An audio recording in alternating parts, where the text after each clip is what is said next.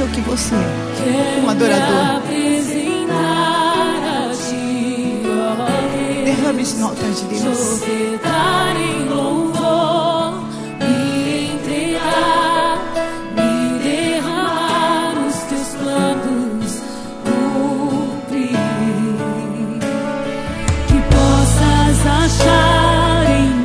É isso que eu quero, Senhor.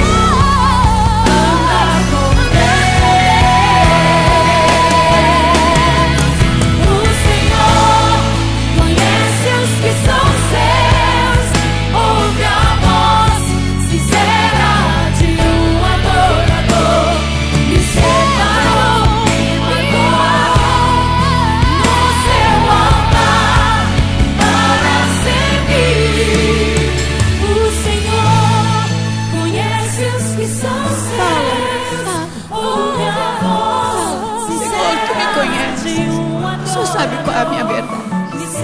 Tu sabes o que é a verdade e o que é a mentira, Senhor.